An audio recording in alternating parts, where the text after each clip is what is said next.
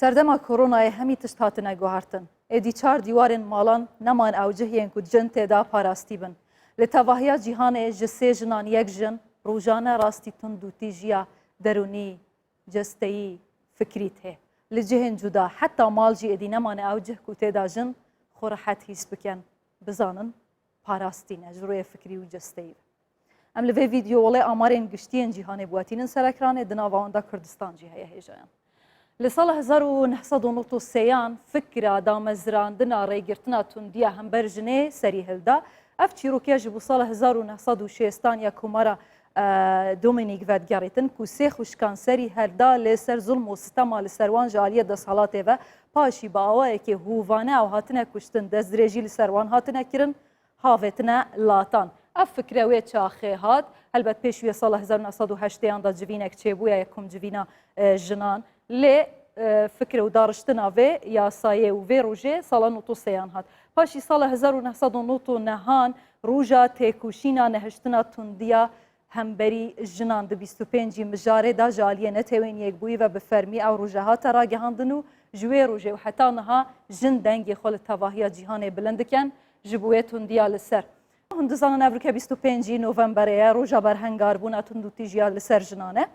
لکردستان جی خبات بردوامن ما بحثی و داره کرد که سال 1999 نهان 25 مجاره مجداره جالیه نتوین یک بوی و بریار هات دان که افروجه تایبت به بروجه نهشتن و تندیا در حق جنان جالیه فیزیکی جستی درونی دنا و مالدایان لسر جاده یان دجه کاردان جالیه میرنوان و لسر وان بیت کرن به هر آوای سلایت دن لوی درجی هم آمارن جهان تندیا لسرجنان بواتین سرکرانه که آمارن گلکن شوکی نرن جالیه نتوین یک بوی و هری داوی هاتنه بلاف کرن دبیجن روزانه لتواهیات جهانه طبعا اف آمار بلکی گلک جمار هنه ناهینه تومار کرن جی دویش بیر نکین 137 جن تینا کشتن بدست میرن خو یاند شراندا و الى آخری جسه جنان یک جن روزانه راستی تندو تیجیته اجا او تندو تیجی جستی فیزیکی به یان فکری یان جی درونی به صدا هفته و ایک تندی لهمبری جنانه لتواهیا جهانه ایجادی زاروکو میران صدا هفته و ایک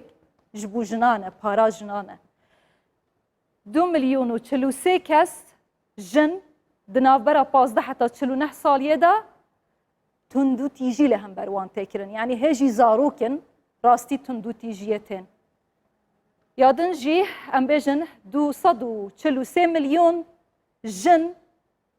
پیش یا که ببینه 18 سال تمن خوی یاسایی خلاص بکن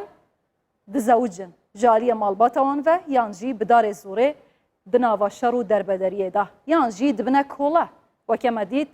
کچین ازدید شر داعش ده کووید 19 تندو تیجیه هم بری جنان گلک زیده کریه و کما گوت یو اند بیجیتن جسه جنان جنک راستی تندو تیجیه ته بله چه جوره نه دوی که امویجی بزانین او تندیا لسر جناته کرن جوره این و گلکن سکسینه جالیه حوالین وان میرین وان یان جی گاوا در بدر دبن دناوا کمپان دا یان جی جالیه هفکارین خواه دناوا کار دای لسر جاده او ناوا بازاران تندیا فیزیکی لیدان لیخستن جارنا جی کشتن سایکولوژی درون آوان او جی بگوتنین خراب